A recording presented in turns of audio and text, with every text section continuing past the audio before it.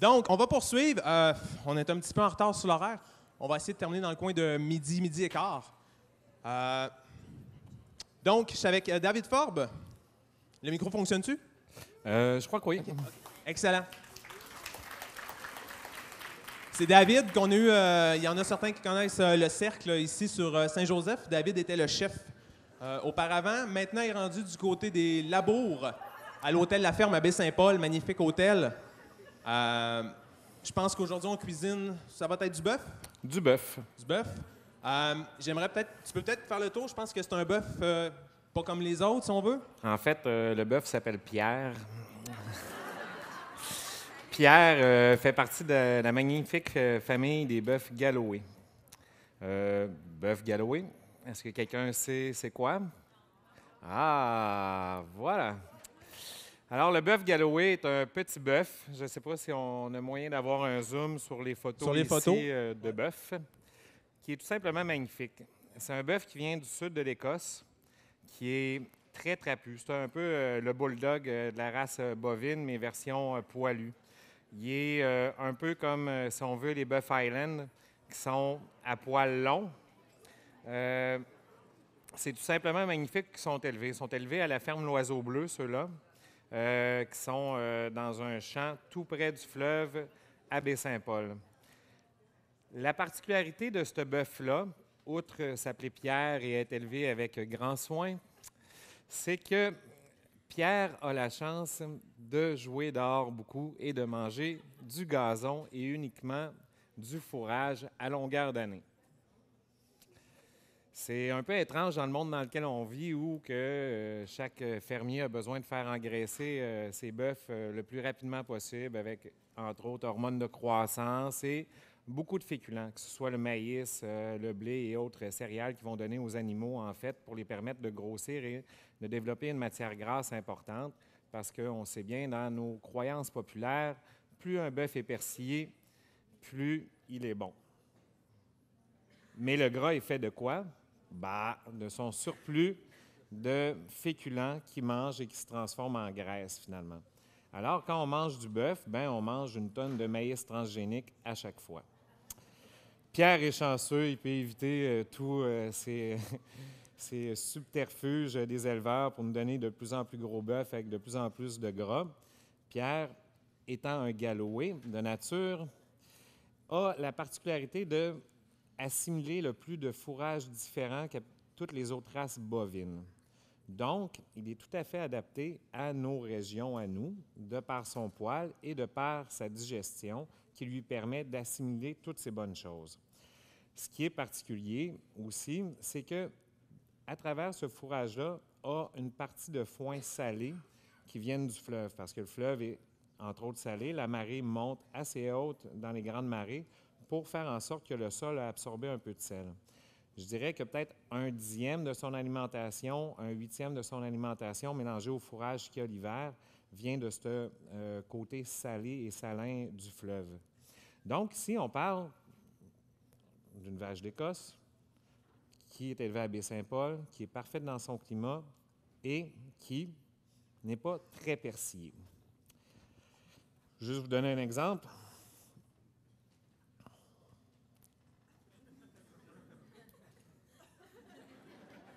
Et pourtant, c'est une magnifique entrecôte. Est-ce que ça fait que l'entrecôte est moins bonne?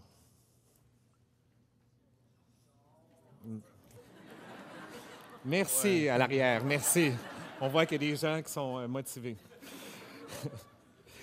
Non, effectivement, ce bœuf-là est beaucoup plus digeste, en fait, que n'importe quel bœuf que vous pourrez manger. Puis c'est drôle parce que on parle beaucoup de notre alimentation à nous en tant qu'humains, puis on dit on est un peu ce qu'on mange. Mais c'est la même chose chez les animaux que nous, on mange. Fait que d'avoir une qualité de viande comme ça peut permettre à des gens qui ont beaucoup de difficultés à digérer certaines viandes de pouvoir bien les assimiler, en fait.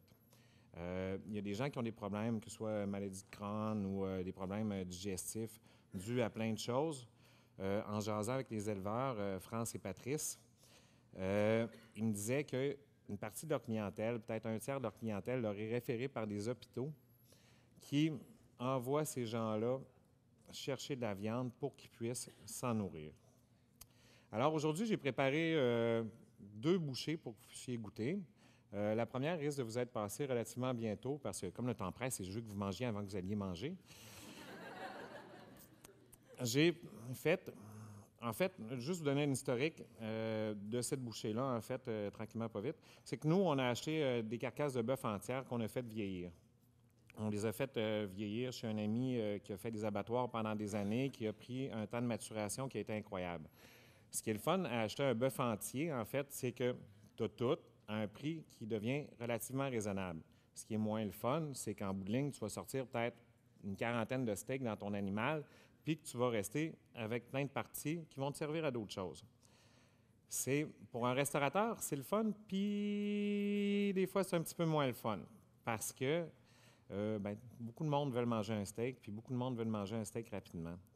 Une viande braisée va prendre un petit peu plus de temps, et en été, tu vas en vendre un petit peu moins qu'en hiver. Mais en parant nos viandes, tout ça, on se ramasse avec de la trimure, des petits morceaux avec lesquels on ne peut pas vraiment faire une pièce braisée ou d'autres choses. Fait que ce qu'on fait, c'est qu'on enlève la partie grasse de ces trimures-là, puis on garde les tissus conjonctifs avec les bouts de chair, puis etc. Puis, on envoie ça braiser doucement dans un four. Les gens ici, vous êtes à l'aise avec le terme braiser? Parfait. Fait que l'important là-dedans, par exemple, comme c'est des petits muscles, c'est d'y aller vraiment à cuisson très lente. Avec une cuisson très lente, à un four très bas, la viande va rester juteuse et on va aller chercher tout ce sucre, tout ce collagène qu'il y a dans les tissus conjonctifs qui va nous donner un effiloché tout simplement goûteux. On peut l'utiliser de plein de façons. On pourrait l'utiliser avec des rigatoni, on pourrait le mettre avec des gnocchis, on pourrait faire des rouleaux qu'on farcit de choux ou des choses comme ça, puis ça serait très intéressant. Et ensuite, je vous ai préparé un tartare aussi, mais c'était juste pour vous donner un petit historique de la bouchée. Là, je vais vous montrer comment faire un tartare de façon assez simple, puis en même temps, je vais vous parler des tartares. Je vais juste, avant de quitter la scène, te poser une question. Oui. Au lieu d'aller là-bas. La différence entre ce bœuf-là, puis on entend souvent parler du bœuf wagyu, qui coûte quand même assez cher aussi. Je ne sais pas si lui coûte cher, mais est-ce qu'on parle d'une... Ça va être quoi la différence entre ces deux-là? Ou... C'est comme Abdullah the Butcher, avec à côté un marathonien de fond. C'est-à-dire qu'il y a une viande qui est complètement maigre, puis l'autre qui est à peu près rien que du gras. Fait qu'après ça, c'est de voir comment ils sont engraissés, la qualité de céréales qu'ils leur donnent, tout ça. Mais pour moi, du wagyu, c'est intéressant en petites bouchées, en tout petites bouchées. Puis ce qui est intéressant dans la viande, en fait, c'est la diversité. Ce qui va m'amener à d'autres choses après.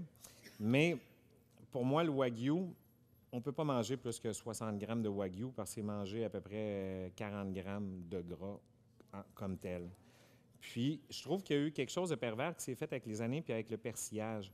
On est arrivé avec des bœufs complètement persillés dans un moment donné où on s'est dit un bœuf, c'est bon, ça goûte quand c'est persillé. C'est vrai, mais peut-être pas si vrai que ça si vous le mangez saignant, parce que le gras n'aura pas le temps de fondre, puis il ne sera pas vraiment digeste non plus, puis il n'hydratera pas tant que ça la viande. Donc, les viandes qui sont plus propices à manger bleues ou saignantes vont être des viandes maigres en général. Et des viandes comme du wagyu ou tout ça, c'est du médium au minimum, parce que c'est juste du gras, puis tu vas perdre le goût si tu n'arrives pas à faire fondre le gras. Merci. Plaisir. Je te laisse aller. Alors, tartare, les gens capotent. Sont hautes les tables, hein? Les gens, en général, capotent sur le tartare. C'est vrai, c'est bon. C'est une très bonne façon de déguster une viande de façon simple. Alors, ce qui est important de savoir, c'est que du tartare, c'est une viande crue. Il y a plein d'endroits qui le font de plein de façons. Je pense qu'il y a juste une façon de manger un morceau de tartare, c'est-à-dire le couper à la main. Pourquoi? Ben, parce que quand on coupe, sont très hautes les tables, hein? Ils m'ont pas dit que ça venait avec un chiropraticien. Vous voyez comment la viande a une tendreté incroyable et j'ai pas pris un morceau de viande qui est tendre, j'ai pris du top butt ou, si je me trompe pas, haut de surlonge. Ce qui n'est pas une partie qui est comme telle tendre, mais regardez la viande, comment tout simplement mon couteau passe à travers sans même avoir besoin de forcer. D'où la qualité de la viande. L'important, c'est de tailler. Quand on taille, plus qu'on coupe une viande, en fait, plus que la viande peut s'infecter à l'intérieur. C'est l'oxygène qui va créer des bactéries. J'ai beaucoup de difficultés avec les restaurants qui passent de la viande au robot pour faire du tartare. Le tartare, c'est une question de texture puis de roulement en bouche. On ne veut pas avoir une pâte ou du hachis pour les chiens. Ce qu'on veut, c'est pouvoir manger une viande qui est digeste. Et l'important, c'est toujours se la garder sur la glace. Pourquoi? Parce que plus que la température monte, plus que c'est dangereux.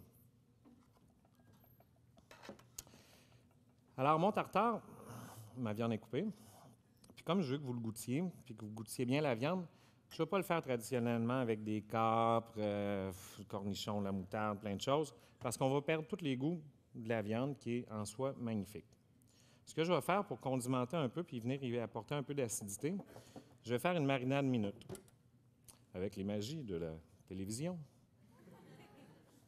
Tata, rabiole, épluché, passé au slicer et tout prête. Ce que je vais faire pour ma marinade minute, je vais partir mon truc nouche.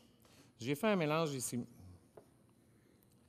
Mon mélange, en fait, c'est tout simplement moitié vinaigre, moitié eau. Pour 1 litre, une bonne cuillère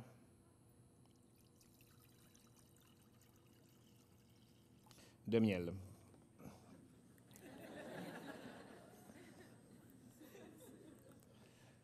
Tiens. Je vais avoir besoin probablement d'une cuillère ou d'une louche pour débarrasser mes petits dés, éventuellement. Alors, en place d'y mettre de l'échalote sèche, qui prendrait beaucoup de place puis de goût aussi en bouche, tout ce que je prends, c'est la rabiole qui a une légère amertume, qui a quelque chose de floral, qui a du croquant aussi. Tout ce que je fais, c'est faire une brunoise. Une brunoise, c'est tout d'abord une julienne.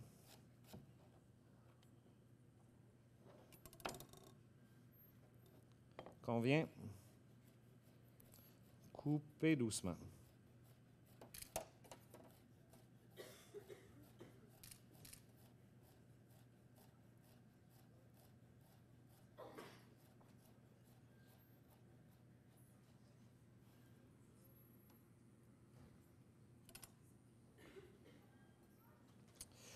Après ça, tout ce que je vais faire, c'est la tremper 1 minute et demie dans mon liquide bouillant. On imagine que le liquide est bouillant.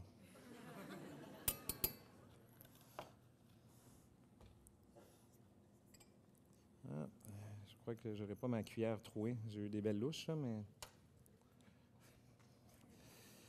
Fait qu'on attend 1 minute et demie. Pendant ce temps-là, je vais me ciseler un petit peu d'échalote pour y donner quand même un petit peu d'acidulé.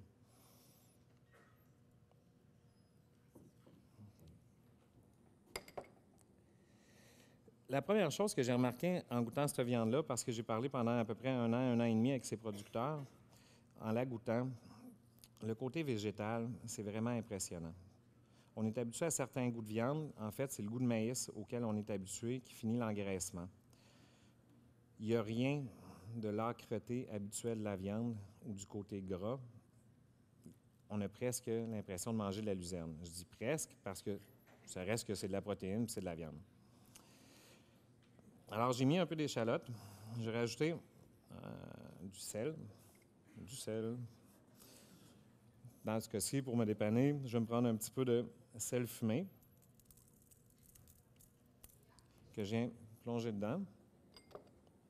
Et, il me manque un petit truc nouche. C'est pas grave. Mon émulsion de lait acidulé, verte. Et j'ai mis un peu de sel. Je vais rajouter un peu de poivre. Ça y est, ça bouille. Je l'arrête. Je l'ai goûté. Un petit peu de poivre aussi, parce qu'on aime bien le poivre dans la vie. Et on va y goûter d'une autre façon. Ouais. Ouais, voilà. Elle est pas belle, la vie. Ça peut être comme ça dans les restos tout le temps. J'aurais besoin de... Ce serait le fun.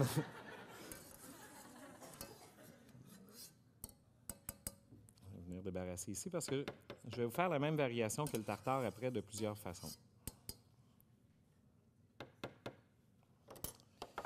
Et je vais venir y rajouter un petit peu d'huile. On parle souvent de l'huile d'olive, des choses importées d'un peu partout.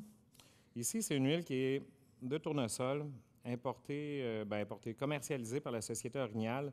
C'est fait par un monsieur qui s'appelle Loïc, tout simplement charmant, gentil comme tout, qui s'est établi ici il y a une vingtaine d'années.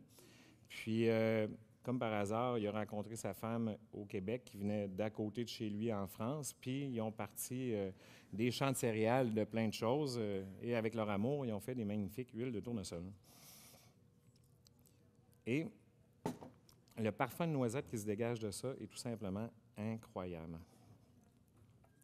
Tout ça pour dire qu'au Québec, il se fait des excellentes huiles aussi, si on se donne la peine de chercher, qui souvent donnent beaucoup plus de corps, de caractère et de différence que des huiles qu'on peut faire venir d'Italie de plus ou moins bonne qualité. Puis ça donne un autre spectre sur lequel jouer.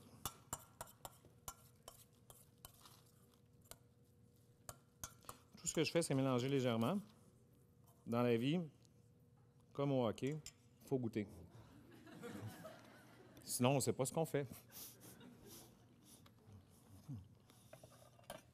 Alors, si je suis chanceux, telle ma cuillère trouée, j'aurai mon émulsion verte qui apparaîtra par hasard. J'aimerais bien vous parler de cette émulsion verte-là parce qu'il y a quelque chose d'extraordinaire dedans. C'est vraiment très bon. Encore une fois, je suis heureux. C'est parfait. C'est tout. Je suis chanceux, il en reste vraiment un petit peu. Mon émulsion verte, en fait, c'est un produit que j'ai découvert l'été dernier. Puis c'est le fun, je suis chanceux, je suis dans Charlevoix depuis bientôt un an, depuis un an. Et je rencontre plein de gens qui font des choses magnifiques. Une des choses extraordinaires que j'ai trouvées, que je n'avais pas vu vraiment sur le marché avant, qui vient de la laiterie de Charlevoix, le lait acidulé. Fait que finalement, c'est entre le yogourt, le lait et la crème sûre. Ça a un petit côté où le gras a commencé à tourner puis s'agglutiner ensemble, mais il n'y a rien comme ça. Et la laiterie de Charlevoix fonctionne avec un autre type de vache qu'on ne connaît pas beaucoup, mais qu'on commence à parler de plus en plus, qui est la vache canadienne. Ah, une nouvelle variété. C'est fou, hein? On entend juste parler d'Angus. Mais bon, comme quoi, il y a plein de types de vaches qui peuvent donner plein de choses. J'y reviendrai, je vais finir mon petit tartare. Fait que j'ai pris le lait acidulé qui me donne ce surplus d'acidité et d'âcreté et je trouvais que ça allait très bien avec le côté floral parce que les vaches laitières mangent du végétal. Et je trouvais que ça allait bien se marier avec ce bœuf-là. Tout ce que j'ai fait pour y donner une petite dimension de plus, c'est le mélanger à une purée de persil. Vous allez voir, vous allez en avoir tantôt. Et je viens poser sur mon lait acidulé ma petite quenelle de tartare. Tout simple, tout simple, tout simple. Maintenant, à ça, je vais rajouter de la luzerne. En fait, c'est pas de la luzerne, c'est des germinations de trèfle pour rappeler ce petit côté, encore une fois, végétal. Et vous voyez, ici, on a un produit qui est complètement de chez nous. Tout vient du Québec. Et on a réussi à faire quelque chose de tout à fait intéressant. Bon, maintenant, on a du fun, on a du fun. On va faire un peu la même chose. On va partir sur les mêmes principes desquels on était. On va comme décliner finalement notre trip. Parce qu'on ne peut jamais avoir trop de fun. En fait, ce que je vais vous expliquer là, c'est qu'avec une idée, on peut le travailler de plein de façons différentes pour plein de raisons différentes. C'est là que ça devient intéressant, finalement, de voir comment on jumelle les choses pour ce qu'on veut faire. Fait que je vais vous faire sensiblement la même recette à laquelle je vais rajouter une petite twist qui fait une bouchée finalement un peu différente de celle qu'on vient d'avoir, mais qui finalement est la même bouchée. Ça a l'air compliqué, hein?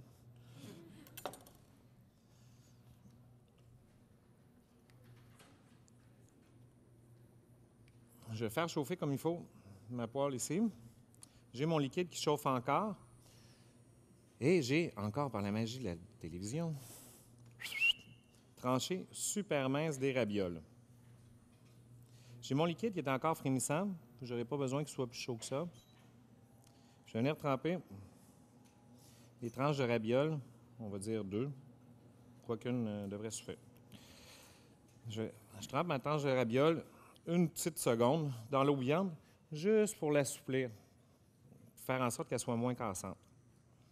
À côté, je vais venir me faire un petit rub. Un rub, finalement, c'est une marinade sèche qui permet d'assécher la viande, de faire en sorte qu'il n'y ait pas de liquide dessus et de la saisir comme il faut pour garder tout son jus à l'intérieur. Des fois, on se demande qu'est-ce qu'on peut mettre dans un rub ou etc. Moi, je vais continuer avec mon superbe sel fumé.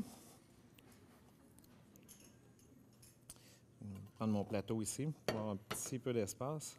Ah non. Voilà. Ce que je prends, c'est mon sel fumé. Le but, c'est de faire une proportion à peu près 1 tiers sel, 2 tiers haute aromate. Ici, j'ai des poches de thé. Camellia celentis. C'est important de choisir des ingrédients de qualité aussi, surtout si on les fait cuire. Fait que tout ce que je fais, c'est ouvrir ma poche de thé. Je vais aller chercher un côté agrumes.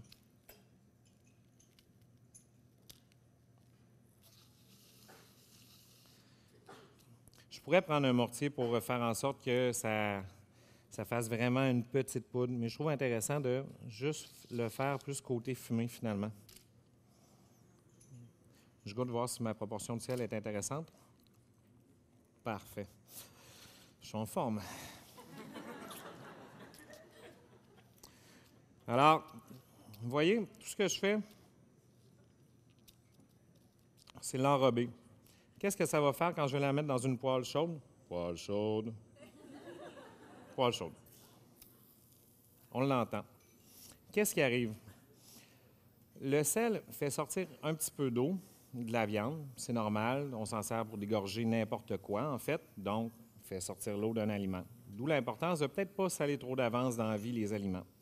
Le fait que j'ai mis des ingrédients secs avec fait en sorte que cette eau-là qui sort crée une croûte qui se caramélise avec la chaleur. L'autre chose, c'est que les ingrédients secs que j'ai mis dedans vont se torréfier doucement à travers ce processus-là. Et on laisse aller doucement. Pendant ce temps, je vais préparer une autre déclinaison du même thème, parce qu'on aime ça, les thèmes. Alors, je prends mes tranches de ravioles fines, et je vais venir tapisser une assiette ici. Cette fois-là, je ne blanchis pas parce que je n'ai pas besoin de faire en sorte qu'elle ne craque pas. Ce que je vais faire, tout simplement un carpaccio de ravioles. Comme quoi, le même ingrédient décliné de plein de façons peut vous permettre plein de choses. J'ai une question pour vous. Combien sont amateurs de vin ici?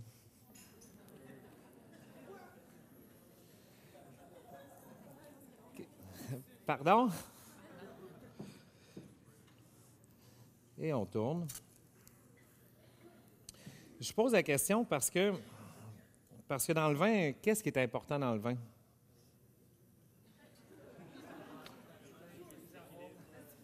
Les arômes.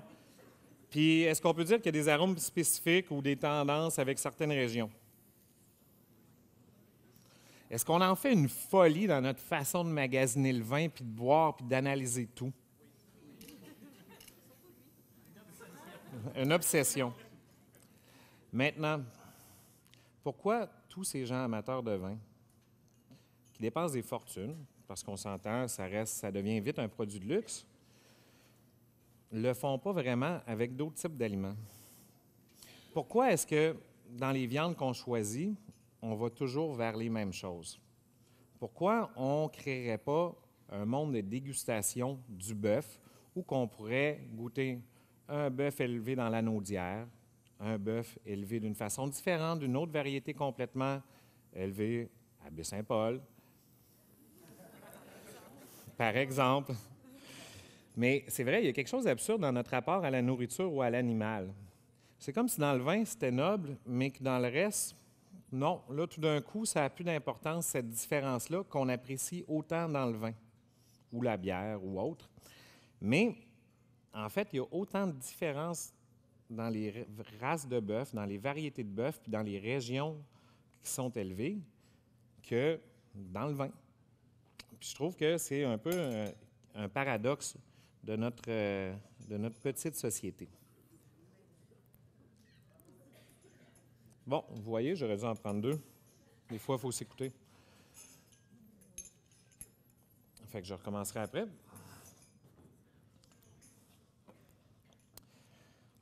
Alors, je vais faire chauffer mon eau de poêle. Là, ça va être plus sports un peu. Fait que comme je vous le disais tantôt, j'ai paré mon top bot, puis j'avais un peu de gras dessus. Mais du gras d'un bon animal comme ça reste que c'est bon quand même. Fait que je vais le mettre à cuire doucement pour venir faire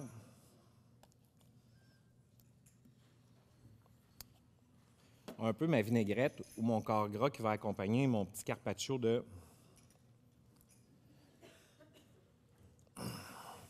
mon petit carpaccio de ravioles.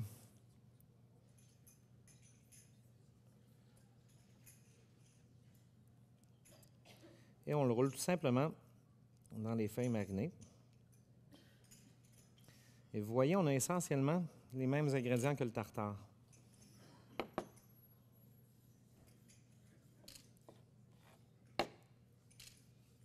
À voir comment ça coupe, mon hiver a été long, hein? Et ça nous fait des espèces de maquis ou tout simplement des rouleaux de bœuf. Et je peux venir, encore une fois, y rajouter mon petit lait acidulé pour l'accompagner.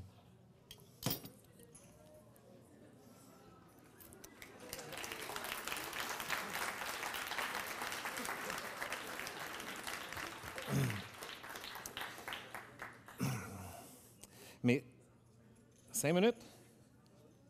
Chauffe! Chauffe vite! Bon, pendant que ça cuit, je vais assaisonner un petit peu tout de suite pour pouvoir accélérer.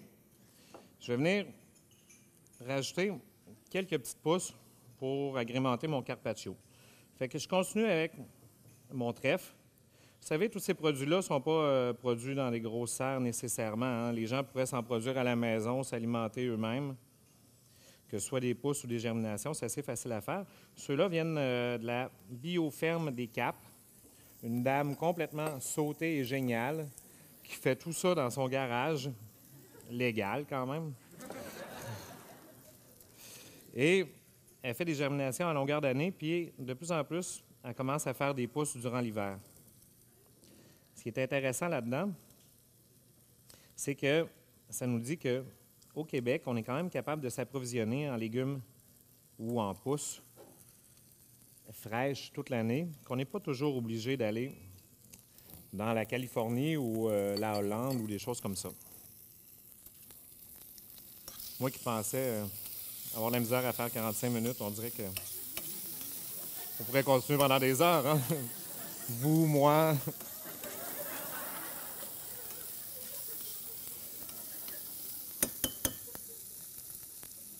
Je vais juste baisser un petit peu mon feu. Ouais, voilà. Parce que je veux que ça rissole, mais je veux aussi que ça libère un peu de gras. Et voilà. pour la fin de la cuisson ici, ce que je vais faire, c'est que je vais prendre un petit peu de basilic. Il a flétri durant le voyage. Un petit peu de sauge.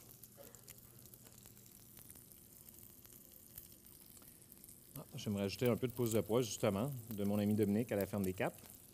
Je vais venir déposer doucement. Ah, ça va bien, je le sens. Juste comme ça.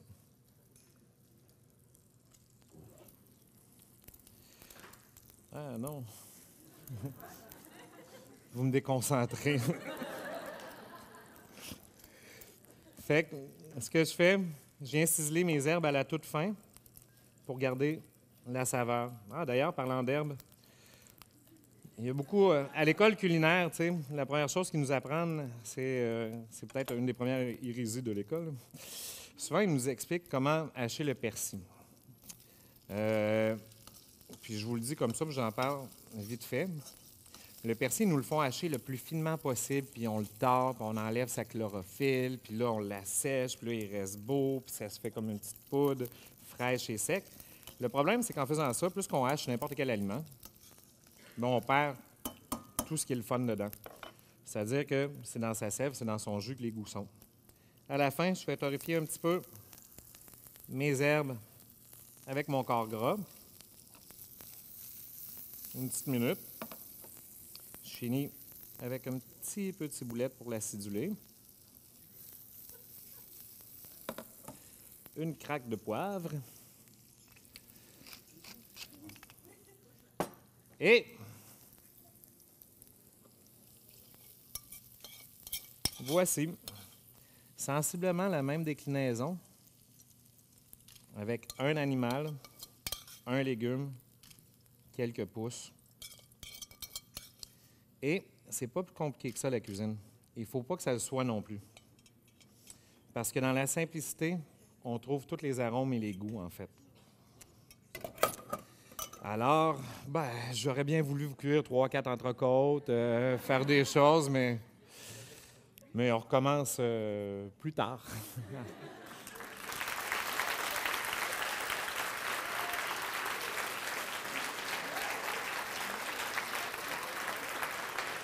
Merci beaucoup, David. Plaisir. Ça passe vite, hein? Ça passe vite.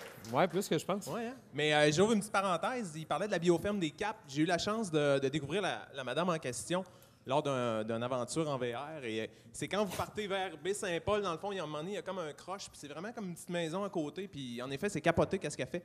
Elle fait vraiment tout dans son garage en arrière. C'est quasiment pas croyable. Fait que si jamais vous pouvez n'importe qui peut arrêter là, c'est pas plus compliqué que ça. Une dernière trouvaille qu'elle m'a fait goûter, en fait, qui était fabuleuse. Elle fait des germinations de seigle qu'elle fait sécher après. Ça donne un petit croquant hallucinant avec un parfum comme je n'ai jamais goûté. C'était vraiment extraordinaire. Comme quoi, il y a plein de trésors juste à côté de chez nous. Il faut prendre la peine de le découvrir. Il faut se donner la chance.